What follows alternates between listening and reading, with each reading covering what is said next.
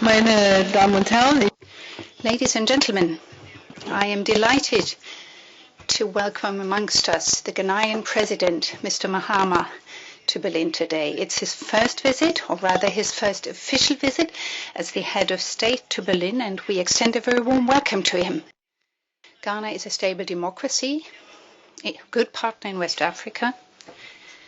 Our ties in the field of development cooperation are very close, and we also cooperate closely in the economic sphere, but more can be done here. We had an exchange of views as regards that today.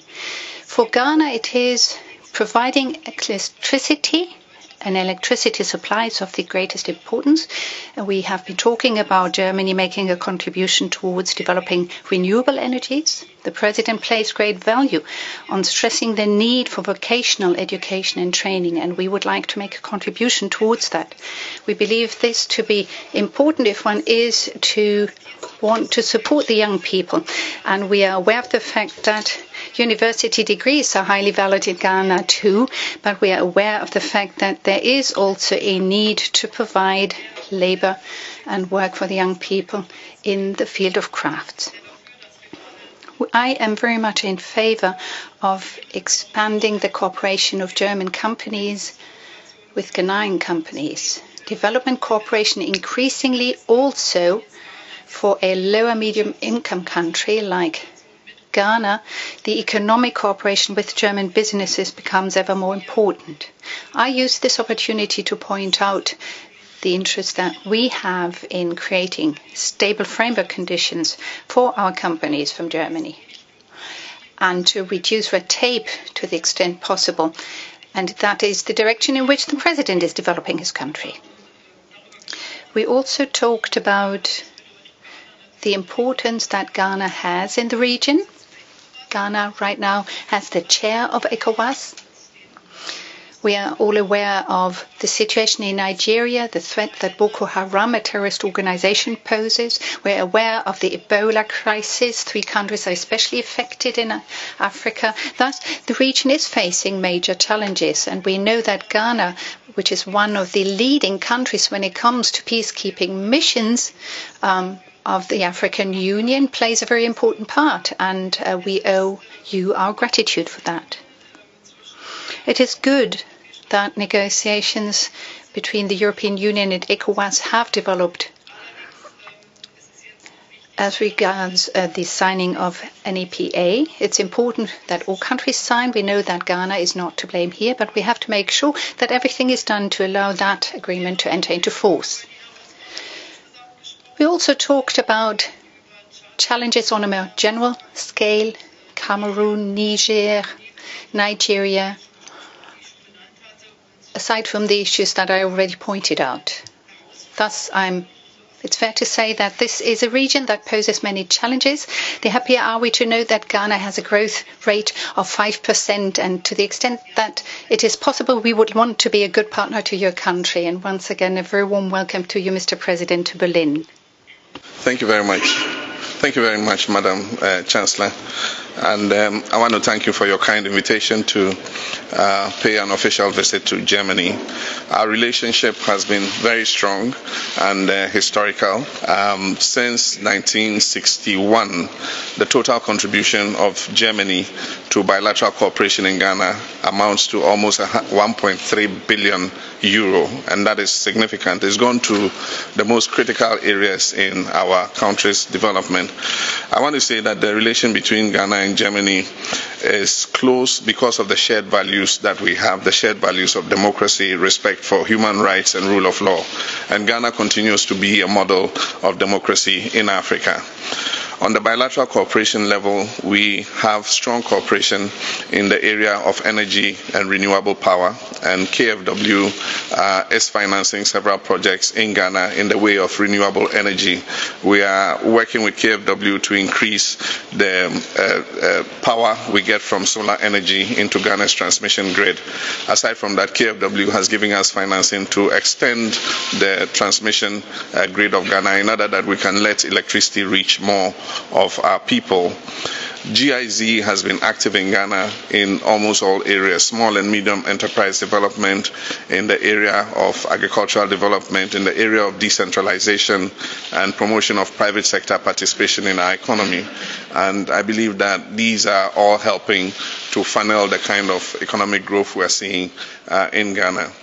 We've held talks on other areas in which we can strengthen our cooperation, and because we hold regular Ghana-Germany dialogues, I'm sure that these are some of the things we'll table when next we meet in the bilateral discussions that we have. And one of the areas we want to see increased assistance is from Germany's experience in technical and vocational education. Ghana is a lower middle income country progressing into middle income, and we're seeing a strong demand for skilled professionals in terms of technical experience, and so we want to see how vocational training and technical training can be strengthened in order that we're able to produce more middle level manpower. At the cultural level, we have a strong German Cultural Institute in Ghana, and we want to see how we can also expand our collaboration in sports, considering that anytime Ghana and Germany meet at the World Cup, the the match, achieves a certain excellence that is talked about for a long time. We had a very good game at the last World Cup, and we'd like to see more games between the Black Stars and the German national team. At the international level, we've discussed very interesting issues, and I want to thank Chancellor Angela Merkel and the people of Germany for the strong support you have given us in West Africa in fighting the Ebola virus disease. As you know, 3 countries in West Africa are the most affected, and Germany has taken a very strong part in the international response that has helped to curtail the advancement of the disease. I want to say that without the strong international response, we would have seen a very catastrophic, dreadful humanitarian crisis in West Africa as a result of the Ebola virus. We're not out of the woods yet, but we're seeing encouraging signals that it is possible for us to bring the disease under control sooner than later. We also discussed issues of security in West Africa, and Ghana currently occupies the chair of ECOWAS. And just a few days ago, we held a summit on Ebola in Ghana, in Accra, Ghana. But we also took the opportunity to make some new announcements in respect of security, especially with the issue of Boko Haram. We are requesting the AU to take it up in a special session to discuss the menace of Boko Haram and come out with a strategy, especially the formation of a regional force to deal with Boko Haram. I'm encouraged by the news I received that Chad has moved troops into Cameroon to support Cameroon, but I believe that we should do this on a more structured basis, get a mandate from the AU to form a regional force that has an operational plan to be able to deal with the issue of security in northeastern Nigeria.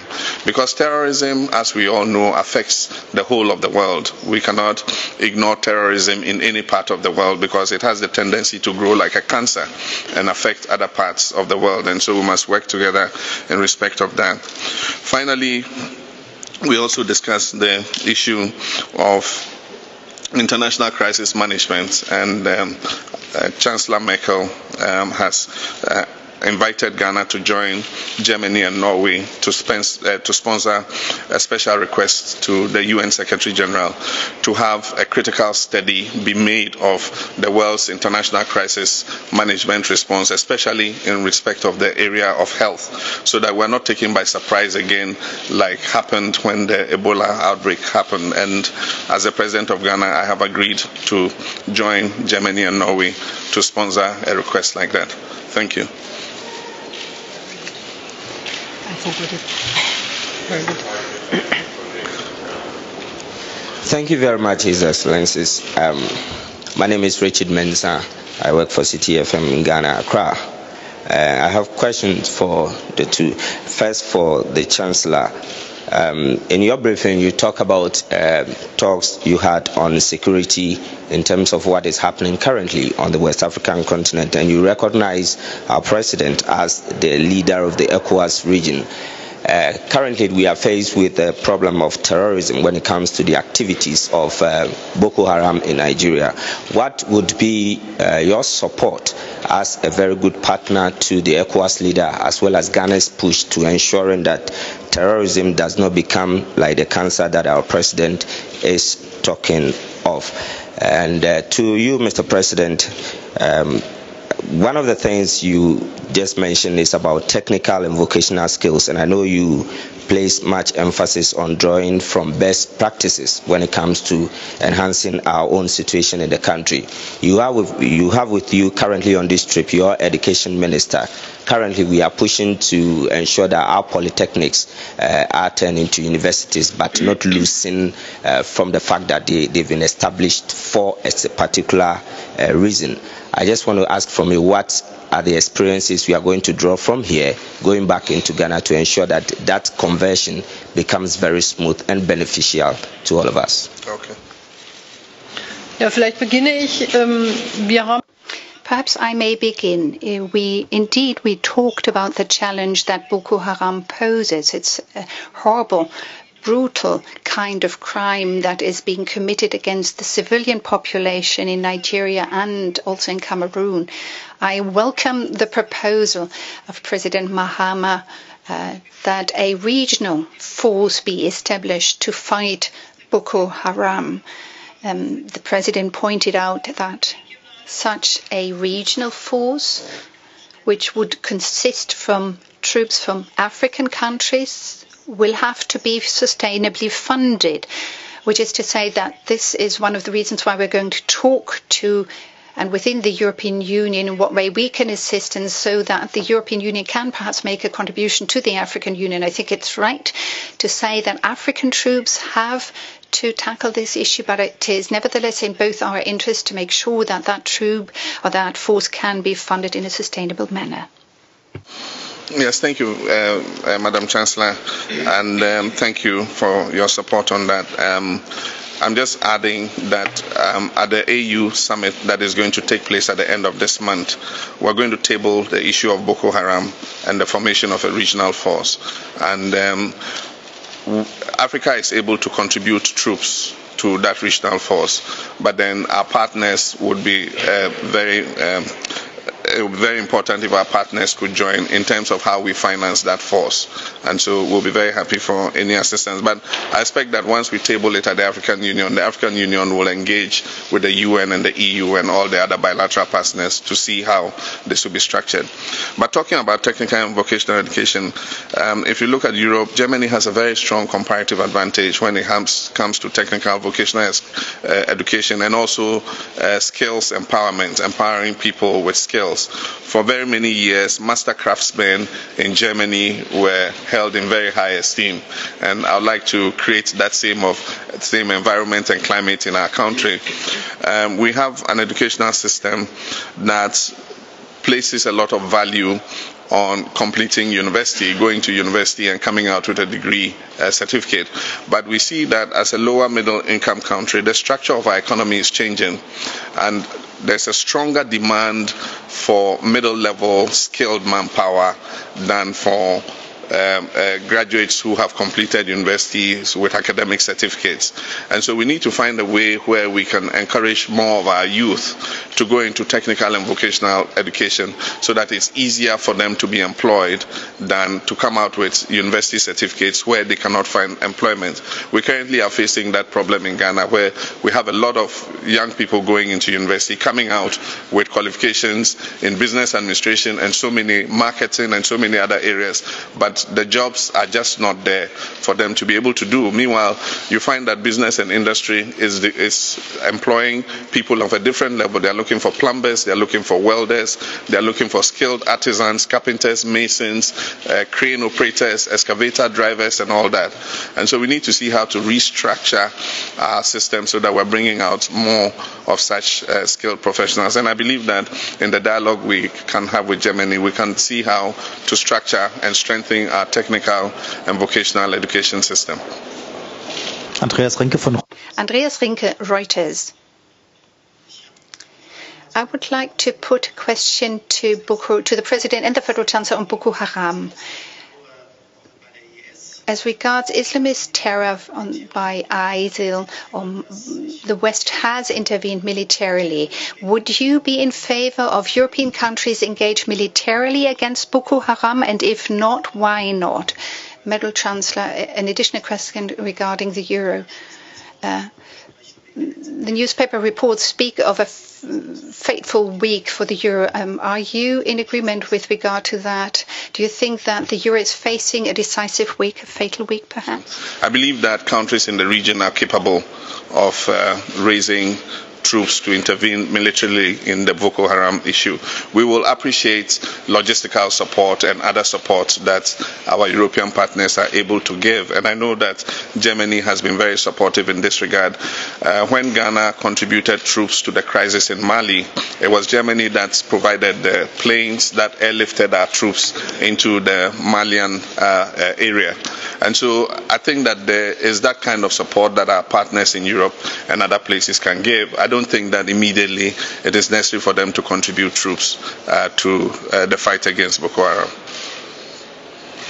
Ich will nur darauf hinweisen, weil ich ja weiß, wie Allow me to point out that we haven't even got a mandate of the African Union, and ECOWAS has not even started to set up that force. But we take that request very seriously, that the European Union ought to make a contribution towards the sustainable financing of such a force.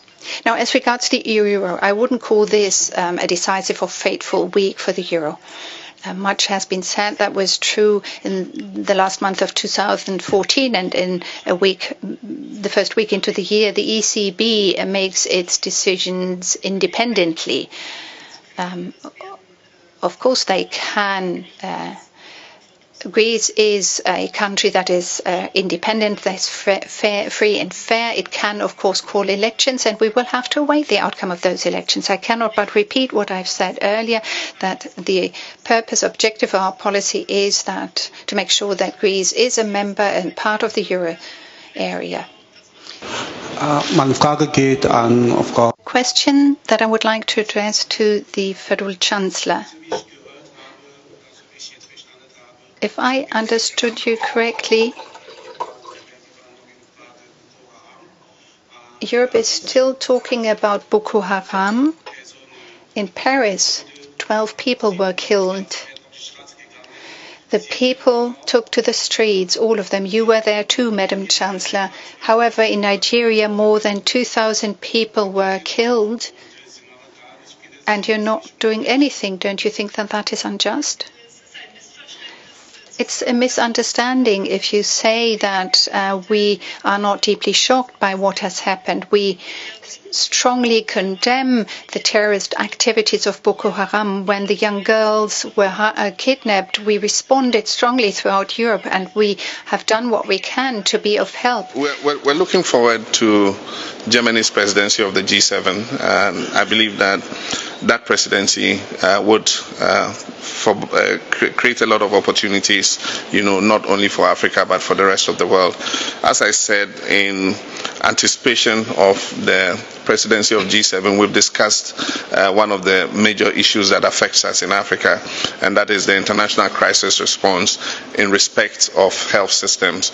And so in our discussions, we spoke about the post-Ebola era. Even after we have finished the last case of Ebola, it is necessary for us to work together to put in systems so that we don't face a crisis like this again, to work to strengthen public health systems in the affected countries, especially the countries that are just coming out of Ebola, and create a situation where when such crisis emerges, we're able to deal with it before it escalates and become a global issue. So that's even one of the issues we've begun to discuss even before the Germany takes on the G7 presidency.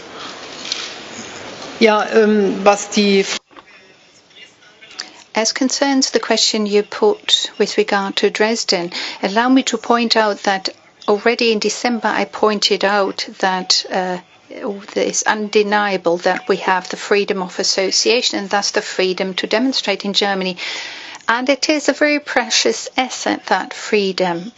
Thus, there is a good reason why it is considered to be one of our fundamental rights. It is a very precious asset that has to be protected wherever we can and as best as we can. Thus, we're doing what we can to make sure that freedom of demonstration, of association, of assembly is granted no matter where in Germany, and wherever we can be helpful, we will do our bit. If the request were to be made of us, and it hasn't been the case yet, we would be willing to make sure that that kind of freedom can be enjoyed.